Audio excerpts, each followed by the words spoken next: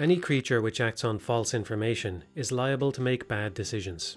If a lemming stands atop a cliff and sees a predator close by, it might choose to jump, but if that predator was only imaginary, that jump would be a terrible choice. Human beings aren't attuned to every piece of information which can be gleaned from our surroundings. We aren't consciously aware of magnetic fields, we don't echolocate with the precision of a bat, and we can't perceive infrared or ultraviolet light. Even our perception of visible light is not objective truth in its purest form, since there is no such thing as colour independent of observation. Still, colours are associated with particular wavelengths of light, so it would be fair to call our senses a manifestation of the truth. In the same way a shadow puppet isn't real, but is at least correlated with something real. Any sense organ which reported completely uncorrelated data would at best be useless, and at worst a danger. It's natural for living beings to prefer useful information, so much so that this bias may even be universal. This preference poses a problem because many games tell lies, and that doesn't just mean they have fake stories. Most of us are capable of enjoying fiction, so this isn't a criticism of unrealistic games, even if the main reason for that lack of realism is just technological limitations. Our current understanding of physics seems to imply that reality is more complex and chaotic than it intuitively appears, but regardless of what might be revealed about our own universe, Pac-Man's simple, deterministic world is still true to itself. Likewise, some games might present naively optimistic or blindly nihilistic worldviews, but those are valid expressions of artistic intent. The truth about reality might lie somewhere in the middle, but games don't need to depict our world at all. Even when such comparisons to reality are set aside, there is sometimes a gulf between the impression a game strives to make and its mechanical implementation of those concepts. For example, the online portions of Death Stranding are more disjointed than they appear. There is some degree of cooperation between players, but it's exaggerated, with structure maintenance being an egregious example. Structures degrade with playtime rather than being synchronized by a shared clock, and repairs can be rolled back by reloading an earlier save. Neither of these things should happen if the chiral network operated the way players are led to believe. The game also encourages players to share their tools with others, but in reality nothing is truly shared, only copied from one world to another. Apparently most people didn't notice these nuances, which makes Death Stranding a better liar than some games, but the illusion still falls apart under scrutiny. The unique joy of multiplayer comes from knowing that another conscious being is also part of the experience, so the negative impact of deception becomes easier to understand when socialization is involved. It's wonderful that games can offer this type of shared interactivity, but it only works if it's true. As social animals, it's no surprise that interacting with other conscious beings can be enjoyable. Therefore, we're more attuned to this kind of deception. We see through it more easily. The importance of socialization was a major theme of Death Stranding, a story where characters take oxytocin pills so they don't die of loneliness. For this reason, Death Stranding's themes are still intact, but sometimes an act of deception can cause major ramifications for any interpretation of a game's meaning. Ending E of Nier Automata is one example. After struggling against nearly insurmountable attacks for a while, Nier Automata offers the assistance of other players to make it through the ending. Although it is possible to beat this credit sequence alone, players are intended to accept help, after which they get surrounded by friendly ships bearing the names of fellow players. These ships act as increased firepower, but can also be destroyed along the way. In the end, the player is offered a choice to delete their save file so that they can become one of those ships for someone else. On a surface level, this seems like a queue of strangers making a sacrifice so that the ones behind them can see the ending, but this outlook doesn't hold up to scrutiny. As an experienced player, it's obvious to me that this sequence is simply too difficult for an average player to complete without losing multiple companions. I believe this is self-evident, but I gathered evidence anyway, so after analysing 50 different playthrough videos, I found that the average player loses roughly 12 friendly ships in the process. There's a selection bias toward people who are inclined to share videos, which makes this not scientifically rigorous data, but it supports my claim somewhat because this figure would need to be off by a factor of 12 to invalidate my argument. Even if that was the case, and each player lost just one companion, the system would only break even in the exchange if we assumed that everyone opts to delete their save file afterwards. In my sample, 24% chose not to do so, and an additional 20% didn't reveal that decision. These numbers are even worse if you imagine an adversary who intentionally fails the credit sequence, trying to destroy as many save files as possible. It would only take one such person per million to deplete a slim surplus. Put simply, this isn't a mathematically sustainable system, so there can't be a one-to-one relationship between deleting your save file and your name showing up in another person's game. Most likely, your name appeared for several other people, which seems to defeat the purpose because if a player can be copied an indefinite number of times, then there was no need for any sacrifice beyond the first. Even the earliest reviewer was unlikely to be the first name in the system, since the developers wanted that person to have the intended experience, so it was likely seeded with some fake names beforehand. All of this information changes how the ending should be interpreted. When these messages appear, they don't really mean that someone just sacrificed their data to save you. You are going to be saved regardless. Inconsistencies are often dismissed as nitpicking, which is sometimes accurate, but at other times, logical consistency is necessary to prop up the truly important parts of an experience. No game is good simply by being logically consistent, but that consistency can be a crucial component. Depending on the genre, games can be more or less interactive, so a game can still be worthwhile even if it doesn't always utilize interactivity to the fullest extent. That said, players should not be expected to ignore the interactivity which is present. Any serious interpretation of a game's themes must factor in the way its mechanics operate. What the ending of Nier Automata really demonstrates is that audio-visual effects can be used to manipulate emotions in such a way that players will happily act against their own interest. Note that I would have no objection whatsoever if this information improved your enjoyment of the ending somehow, as long as your interpretation took the mechanical implementation seriously. For the sake of clarity, there's a distinction to be made between this problem and a separate but somewhat similar problem called ludonarrative dissonance. Uncharted has often been cited as an example of ludonarrative dissonance, by which it's meant an incongruity between gameplay and story. Drake is supposed to be a likeable everyman, yet he casually murders hundreds of people in pursuit of treasure. That clash might be worth avoiding, but it's not the topic of this discourse. An example of aesthetic deception in Uncharted 2 is that you can't fall off this ledge no matter how hard you try. This isn't ludonarrative dissonance because the story and mechanics are both in harmony. They both agree that Drake doesn't fall off this ledge. Nevertheless, you can see a contradiction with how the environment evokes a feeling of peril, but the mechanics prevent any bad outcome from occurring. In order to distinguish this idea from ludonarrative dissonance, we need to use a different term, hereby dubbed aesthetic deception.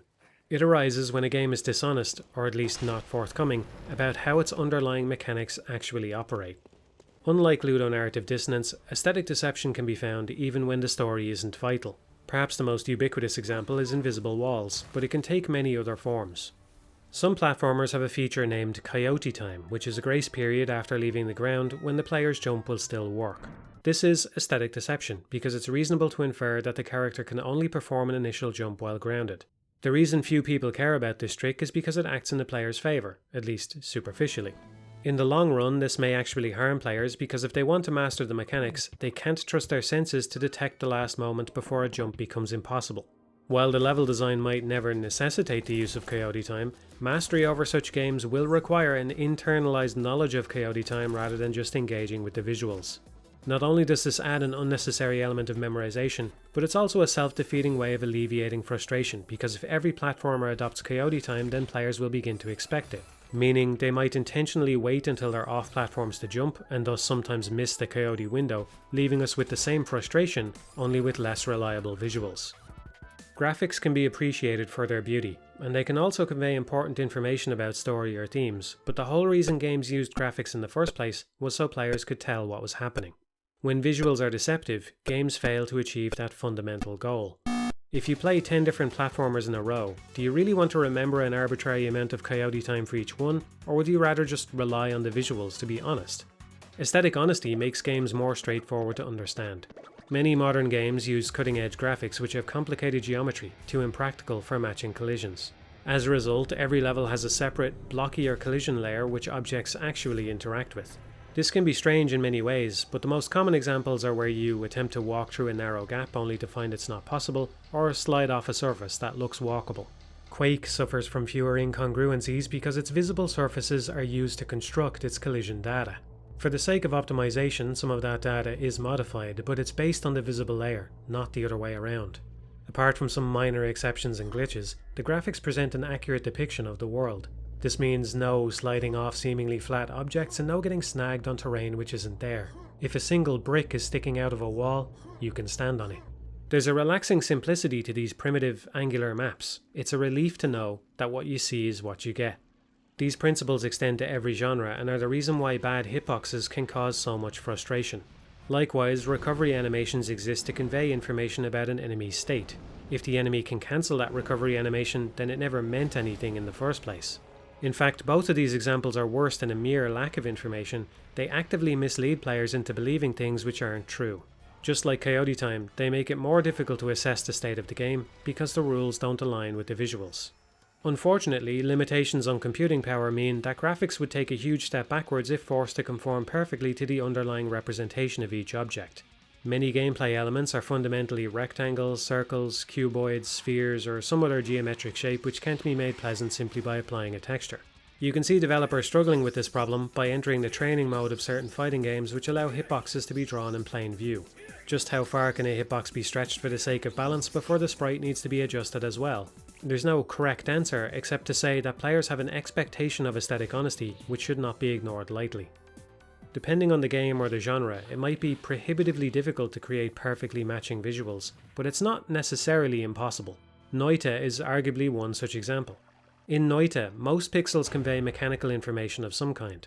There is empty space, which is filled with a purely decorative background, and some particle effects are only cosmetic, but the majority of foreground pixels all have properties illustrated by their colour. As a result, even tiny, pixel-sized sparks can have consequences if they land on the right substance. Not everything is so dynamic and reactive, but everything matters in one way or another. Even if the interactions of Noita are somehow more fake than they seem, it still has a remarkably low level of aesthetic deception because of this granularity. For the purposes of this discourse, reactivity is not the most important trait. Many open world games use trees as inert decorative props, but that doesn't make those trees aesthetic deception. Different games need different rules, so as long as the rules are consistent within each game, nothing deceptive is happening just because a tree is less reactive than it theoretically could be. While it's true that there's functionally no difference between an inert tree and an equally sized pillar, at least they both represent something about the underlying simulation. They cause collisions. The same can't be said for the grass in many games. It might be fair to label such grass and other non-interactive elements as minuscule cases of aesthetic deception because they don't depict anything of mechanical significance, but this classification is not quite as simple as it might seem. An edge case can be found in Metal Gear Solid 2, where a flag fluttering in the breeze sometimes occludes a bomb which needs to be defused. As a result, the flag has become an obstacle, blurring the line between an object of mechanical significance and mere decoration. A more subtle version of this challenge is happening every time you approach the edge of a grassy cliff. The grass has occluded important information about where the ground ends. Before continuing, it's worth acknowledging a linguistic shortcut we usually take when talking about game mechanics. If I say, Mario walking into a Goomba causes Mario to die, what most people imagine is the Mario sprite touching the Goomba sprite, and that touch then generating a response. We assign cause and effect by naming Mario and the Goomba, but the cause is not attributable to those sprites. The sprites are not real objects, they're abstractions which represent information. This is obvious with piranha plants which have a smaller hitbox than their sprite, allowing for safe overlap between the Mario sprite and the piranha plant sprite. In other words, when we gesture at something on screen and say A causes B, we're taking a shortcut. What appear to be causal chains are actually abstractions correlated with deeper causes happening inside the simulation. Nevertheless, this linguistic shortcut is too useful to discard, so when I refer to things in this manner, please remember to think beyond the abstraction. For the sake of ease, this video has focused on visuals, but an umbrella term to encompass other forms of output would be signals. Sounds and haptics are other examples of signals. With the right sound, you can hear an attack coming from off-screen. With the right haptics, you can tell whether or not the protagonist is driving a car. Just like visuals, sounds and haptics can also be occluded or obscured by competing signals. Visuals have the highest informational bandwidth, so they're arguably the most important, but other signals are worth consideration. Players can only perceive whatever signals are output to them, so it's not surprising that the content of these signals can dramatically affect the player's actions. But that fact alone doesn't automatically impart every signal with mechanical significance. When a player is attempting to make inferences about the game's state or its rules, they have to apply a mental filter in order to distinguish signals which hold mechanical significance from signals which don't. This process is too complicated, opaque, and intuitive to fully explain, but the notion of meaning provides a useful enough guide. Broadly speaking, when players engage in this filtering process, they're searching for meaning. Wind influences grass to sway, but the grass influences nothing, therefore the wind is deemed more meaningful and the grass is deemed less meaningful. This determination is made because the grass is a dead end. It has no causal influence within the simulation. Its only influence is a visual signal, which might still cause the player to act one way or another. For example, if a player chooses to chase after these butterflies in Super Mario 64, then those butterflies have had a huge influence on the game's state, but they're clearly devoid of mechanical significance. Music is a pervasive example. It often represents nothing about the simulation, but it can affect a player's emotional state, which then produces different behaviour. Such dead-end signals might accurately be described as neutral, neither truthful nor deceptive, but at least two reasons have just been outlined to be wary of these supposedly neutral signals. Firstly, they can occlude meaningful information, preventing that information from being output. And secondly, as the ratio of neutral signals increases, it becomes more difficult for players to filter meaningful information. Ultimately, it's a matter of opinion whether you agree that neutral signals positively increase the amount of aesthetic deception, but I believe the evidence supports this point of view more than any alternative. The earliest games were more aesthetically honest because primitive computers couldn't render anything frivolous. Likewise, during development, games usually have a higher level of aesthetic honesty at the start than at the end. Programmers begin with simple abstractions and build upwards. For these reasons, I believe it's the default state to be aesthetically honest, and deception is added later, usually to make the game look, sound, or feel more pleasant. Neutral signals are often added with good intentions, so they aren't malicious, but they are noise. Although it's not nearly as extreme an example as Noita, Breath of the Wild has a remarkably low amount of noise. Since grass has mechanical ramifications, when grass appears on screen, it depicts meaningful information. The same is also true of its rain. Rain is meaningful because the rain interacts with so many other systems. By contrast, falling snow is meaningless. Snow on the ground has various effects, but snow particles don't mean anything. No new snow is generated while they're present, and low temperatures can be present without snow, so snow doesn't cause low temperatures. If Hyrule was somehow a world where it only ever snowed or rained, then perhaps we could say that the presence of snow indicates an absence of rain, but in the game's current state, falling snow is aesthetic deception. Despite some prominent exceptions, and the usual concessions to computational limitations, many other aspects of this game's aesthetics convey mechanical information. Shadows offer shade from high temperatures, lightning storms are functionally different from normal rain, the material of objects indicates whether they can be lifted by magnesis, shops display the exact type and quantity of each item available, and the various surface textures also indicate differing friction levels. To put it casually, most of what is depicted is real to an admirable extent. Or to put it another way, the game isn't filled with extraneous details. Most of the visuals also convey mechanical information, however minor those mechanics might be. Developers can choose to prioritize other aspects of their game, or even subvert the desire for aesthetic honesty in pursuit of some other goal. For example, a horror game might include sounds which intentionally seem to come from the wrong location, so that the appearance of a monster is more surprising. Some players might enjoy such deceptive sound design under the right circumstances. Some players would not trade the graphical complexity of later first-person shooters for that of Quake. Some players laugh when they hit a diabolically placed invisible block in Super Mario Maker. Even in cases which seem unlikely to amuse anyone, there can sometimes be benefits which would be difficult or perhaps impossible to achieve any other way.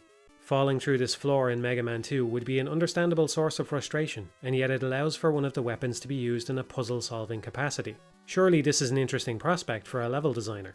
Nevertheless, it's aesthetic deception, and no matter how clever it might be, there's a contradiction on full display which reduces the player's trust in what they're seeing. Destructible walls are perhaps the most common example of this dilemma. A giant crack is so obvious it essentially turns bombs into keys, but the most surefire way to avoid this is to give no hint at all, which is a problem of its own. One of these tiles is not like the others. This is a quintessential example of aesthetic deception. Same visuals, different rules. Although this concept should be clear by now, there's one more point which needs clarification. Unlike the surreal world of Pac-Man, Rain World presents a more realistic setting to engage with. The nature of life is a prominent theme here, so it benefits from depicting a world which mirrors our own in many ways. As such, each creature has a place in the ecosystem with its own goals and preferences which it seeks to fulfill by responding to limited input data about its surroundings. The origins of consciousness are currently mysterious and might forever elude our understanding, but intuitively we have little reason to believe that the simple amounts of data processing behind these so-called creatures have any consciousness associated with them. Even if they do, it might be a type of consciousness which is not worthy of moral concern because it seems to have no capacity for pleasure or suffering. Since Rain World tries to present creatures which seem alive, and since we have a predisposition to spot deception about social interactions, it's tempting to think that the aesthetic deception of this game would be reduced by populating it with conscious creatures. But let's consider an extreme example instead. There is no such thing as a Goomba. Although they resemble mushrooms, they don't really exist, they're just obstacles which march back and forth. Likewise, there is no such thing as Trico. Even though there's an enormous difference in complexity between a Goomba and Trico, nobody is fooled into thinking he's actually real. If Goombas or Trico could be considered aesthetic deception simply because they're not conscious, then the term would lose all meaning because almost everything depicted in games is fake by that definition. What we really care about is deception within the confines of each game, requiring no external knowledge to understand. The assumed lack of consciousness within The Last Guardian, Rain World or any other game relies on external knowledge about our own universe. This is why my definition of aesthetic deception is not concerned by unconscious creatures. They're fake in the same way a Goomba is fake. Even if they were made real, all of the inanimate objects in their game would still be fake to us. This is not the same thing as a deceptive multiplayer interaction, or an illusory wall, or an inaccurate hitbox. At some point, we need to accept that games ultimately exist in the realm of imagination, metaphor, allegory, or whatever other term you'd like to use. They may not be real creatures in a conscious sense, but they do represent something real about the underlying game state. If you walk into a Goomba, there are consequences. That's enough for our purposes. Therefore, it's not coherent to argue in favour of populating a game with conscious entities to lower the amount of aesthetic deception, at least by my definition. Of course, aesthetics rely on an external observer to have any effect, but aesthetic deception is more about internal inconsistency. In fact, it might be fair to say that deception itself is not necessarily the issue. Rather, the issue is that each instance of aesthetic deception gives rise to a contradiction between what the player is led to believe and what is actually true. It's when these contradictions are somehow revealed that the damage is really done. For example, if repairs in Death Stranding persisted through a reload, that repair might never propagate to other players, so it would still create a misleading impression, but it would be much more difficult to perceive the fakery. There are potentially large cases of deception which are a secret known only by the developers, but these are probably outliers because developers typically seem to underestimate how easily these contradictions will come to light. If you play enough platformers, you'll discover coyote time. If you analyse tactics games, you'll discover that hit percentages are sometimes faked. If you're competitive at fighting games, you'll test the dimensions of the hitboxes yourself. Critics, speedrunners, modders, cheaters, and aspiring game designers will prod games in various ways just to see what happens, and if a game is popular, even casual players will stumble into every edge case imaginable through sheer numbers. There are myriad opportunities to discover that things are not as they appear. The fundamental truth of a computer game involves bits of information, which form larger structures such as hitboxes and tile maps. But just as the wavelength of light is not directly accessible to us in some pure, perfect way, neither are those hitboxes. In the same way we correlate certain light to the colour red, we must also correlate certain signals to the underlying game state. This means that when artists craft the aesthetics of a game, they aren't just making art to be enjoyed for its own sake, they're also calibrating a virtual sensory organ for the player's use. The less that organ correlates with the truth, the more a player will struggle to understand what's true. While it's always worth considering artistic license, it seems as though, typically, the aesthetics of a game should conflict with its mechanical underpinnings as little as reasonably possible. Of course, we all want to be dazzled by the beauty of whatever we play. Audio-visual effects can contribute immensely in that sense alone, but any deviation from the true game state comes at a cost, however minor. If this penalty is ignored too many times, or in too egregious a way, players can become frustrated by the mismatch between what they're shown and what they know to be true.